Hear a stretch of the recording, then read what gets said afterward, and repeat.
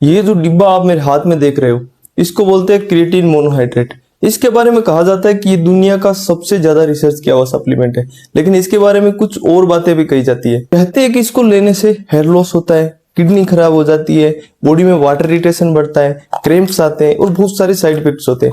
आज के इस वीडियो में हम क्रिएटिन मोनोहाइड्रेट के साइड इफेक्ट्स के बारे में पूरी तरह से जानने वाले हैं।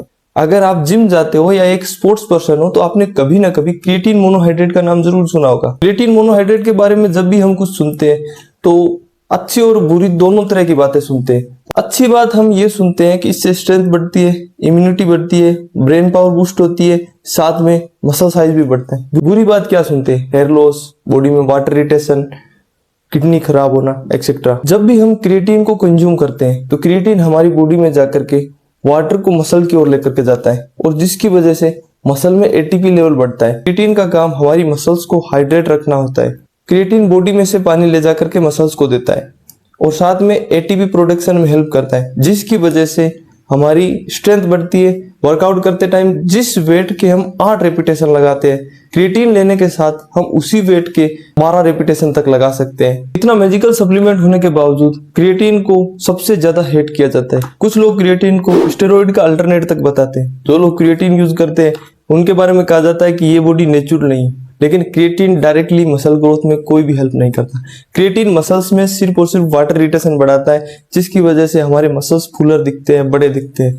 अगर हम क्रिएटिन लेना छोड़ देते हैं और वाटर वेट निकलता है, उसके बाद मसल्स नॉर्मल साइज पे आ जाते हैं। मसल ग्रोथ में क्रिएटिन का सिर्फ इतना योगदान होता है कि क्रिएटिन लेने से हमारी इंटेंसिटी बढ़ती है, हम बेटर तरीके से वर्कआउट कर सकते हैं, जिसकी वजह से हम मसल्स को प्रॉपर हाइपोट्रोफी पे लेके जा सकते हैं। उसके बाद अगर हमारी डाइट अच्छी है, प्रोटीन इंटेक अच्छी है, नींद अच्छी है, सारी चीजें सही है, तो हमारी मसल ग्रोथ होती है। तो ये इनडायरेक्टली आपकी मसल ग्रोथ में हेल्प करता है, डायरेक्टली इसका कोई रोल नहीं होता मसल ग्रोथ में। अगर बात करें क्रिएटिन के साइड इफेक्ट्स की, तो कॉमन जो साइड इफेक्ट लोगों के द्वारा दावे किए जाते हैं वो हेयर लॉस और किडनी खराब होना है। इसके अलावा लोग प्यास ज्यादा लगना और क्रैम्प्स आना भी बोलते हैं। हेयर लॉस में सबसे बड़ा रोल आपके जेनेटिक्स का होता है। मैं पिछले 1.5 साल से क्रिएटिन को कंज्यूम कर रहा हूँ, लेकिन मुझे आज तक हेयर लॉस की दिक्कत नहीं हुई। इसकी वजह यह है कि मेरे जेनेटिकली हेयर स्ट्रॉन्ग है। इसके अलावा डाइट और सारी चीजें सही है। अगर मैं आपको ये कहूँ कि क्रिएटिन को लेकर के जितने भी साइड इफेक्ट के दावे किए जाते हैं वो सारे के सारे बेबुनियाद और झूठे हैं, तो आपका रिएक्शन क्या होगा? जी हाँ, बिल्कुल यही सच है।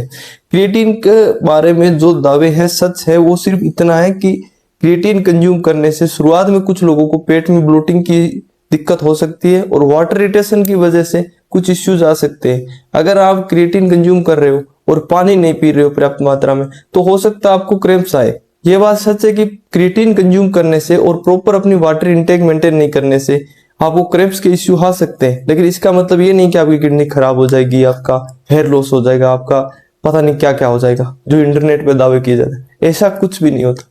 तो क्रिएटिन एक सेफ सप्लीमेंट है, आप कंज्यूम कर सकते हो, लेकिन इसके साथ में 2-3 सावधानियां रखनी है ताकि आपको क्रैम्प्स और बाकी इश्यू। क्रिएटिन कंज्यूम करने के साथ साथ कम से कम 4 से 5 लीटर पानी डेली पीना होगा। जी हाँ, यही एकमात्र शर्त है इसके साथ में। क्रिएटिन कंज्यूम करना, क्रिएटिन का काम ही वाटर रिटेंशन और एटीपी प्रोडक्शन है, तो ऐसे में अगर हम पानी नहीं पिएंगे तो इस चीज का कोई यूज नहीं होगा। इसलिए अपने बॉडी में हाइड्रेशन को मेंटेन करके रखें। अगर आप बॉडी को प्रॉपर हाइड्रेट नहीं रखते हैं, क्रिएटिन कंज्यूम करते हैं, तो आपको क्रैम्प्स का इश्यू आ सकता है। किडनी और हेयर लॉस ऐसा कुछ नहीं होता। आप मेरे बाल देख करके अंदाज लगा सकते हो कि मैं पिछले 1.5 साल से क्रिएटिन कंज्यूम कर रहा हूँ और मुझे कितना हेयर लॉस हुआ है।